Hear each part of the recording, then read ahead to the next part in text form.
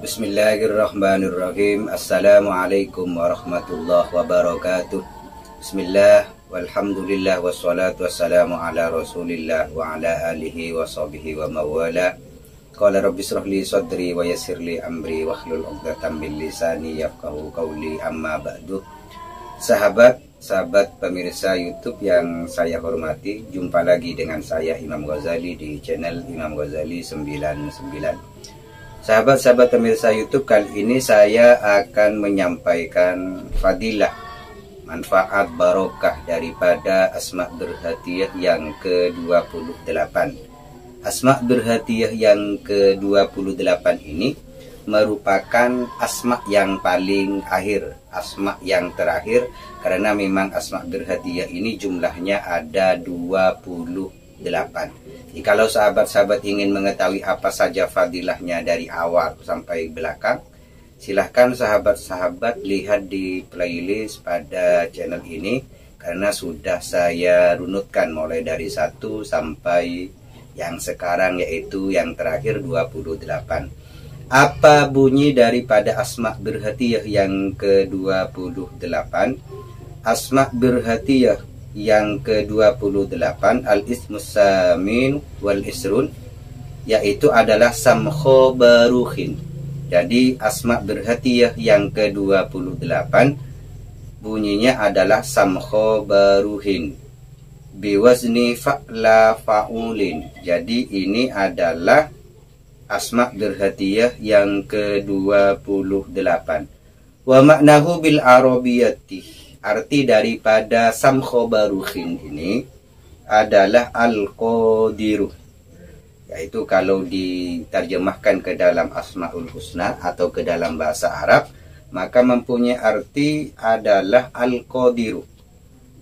Ada juga yang mengartikan huwallahul karimu, yaitu mempunyai arti huwallahul karimu. Wa min khuwasihi, termasuk daripada fadilah, rahasia, barokah dan kekuatan daripada asma yang ke-28 dari Asma' Berhatiyah ini, yaitu samkhobaruhin, annaman katabahu, barang siapa yang menulis Asma' Berhatiyah yang ke-28, yaitu menulis samkhobaruhin. Jadi barang siapa yang menulis lafaz as-samkhobaruhin ma'aqaulihi ta'ala, bersama dengan firmannya Allah subhanahu wa ta'ala yang berbunyi ji'tum bihis sihru. Ji'tum bihis sihru ini adalah ayat Al-Quran.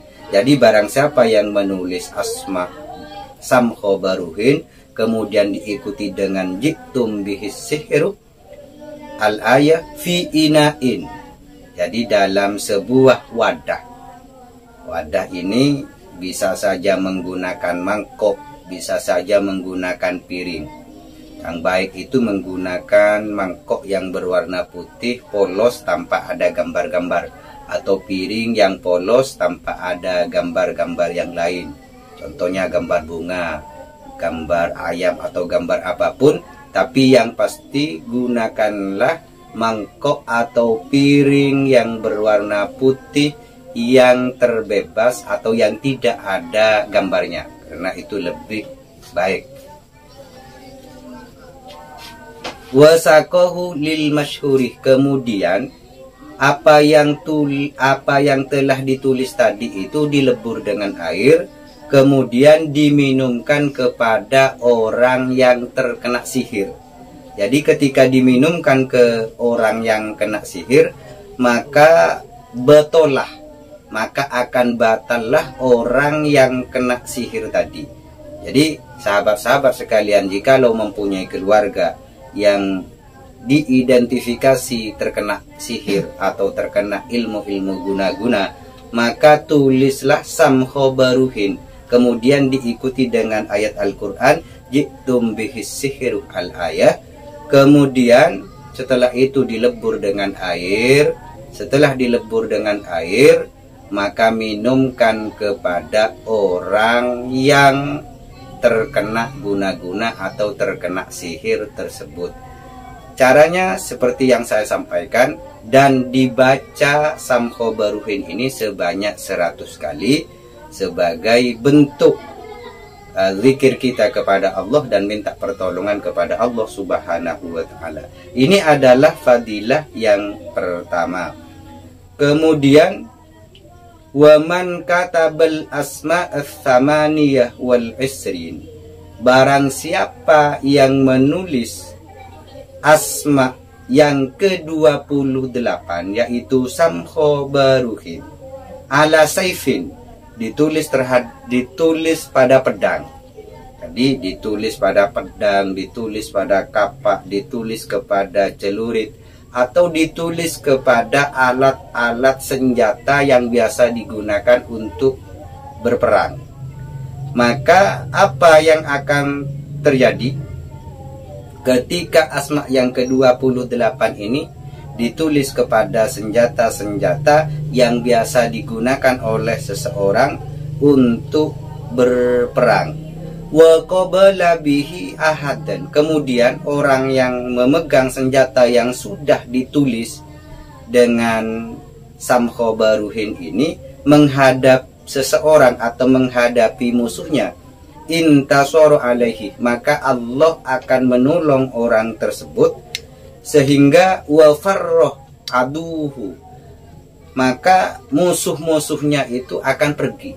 Jadi tidak berani menghadap, tidak berani berhadap-hadapan, bahkan bisa menjadi takut.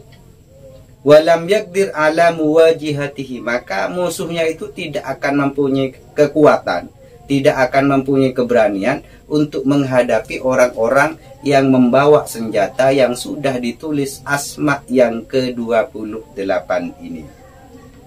Ini adalah fadilah yang kedua. Jadi jikalau sahabat-sahabat sekalian mempunyai senjata yang sangat antik, maka tulislah asma yang ke-28 ini, dirajak, kemudian dirituali. Insya Allah orang-orang yang berhadapan dengan sahabat-sahabat sekalian yang mempunyai senjata yang sudah ditulis dengan asma yang ke-28 ini, walam yakdir ala muwajihatihi, maka tidak akan berani, tidak akan mampu untuk menghadapi orang-orang yang memegang senjata tersebut. Ini adalah fadilah yang kedua. Selanjutnya fadilah yang ketiga, wa man katabaha limaridin, barang siapa yang menulis asma birhatiyah yang ke-28 limaridin ufin, jadi ditulis kepada orang yang sakitnya tidak sembuh-sembuh. Jadi ada orang sakit tidak sembuh-sembuh, kemana, ke dokter sudah, ke paranormal sudah, ke alternatif sudah, jadi tidak pernah sembuh-sembuh. Maka ketika ada seorang yang sakit tidak pernah sembuh-sembuh, maka auli mashurin, atau orang yang kena sihir tapi tidak sembuh-sembuh, jadi sudah berobat kemana-mana tidak sembuh-sembuh, maka orang tersebut ditulisi dengan asma birhatiyah yang ke-28 ini. Tulis Samkhobaruhin di lengan kanan, kemudian Samkhobaruhin di lengan kiri, Samkhobaruhin di paha kanan, Samkhobaruhin di paha kiri, kemudian Samkhobaruhin di dada, Samkhobaruhin juga di dahi. Maka tulislah semua anggota yang saya sebutkan tadi. Maka insya Allah ketika itu dilakukan, zalah sihruhu, maka sihir yang memasukinya, sihir yang sudah bersarang lama di dalam badannya, akan hilang dengan barokah dan kekuatan dari asma birhatiyah yang nomor 28 ini. Sahabat-sahabat sekalian, ini adalah asma birhatiyah yang terakhir. Semoga penjelasan saya mulai dari asma birhatiyah yang pertama sampai asma birhatiyah yang ke-28 ini mendapat barokah dari Allah Subhanahu wa taala sehingga bisa bermanfaat bagi kita semua. Amin, Allahumma amin.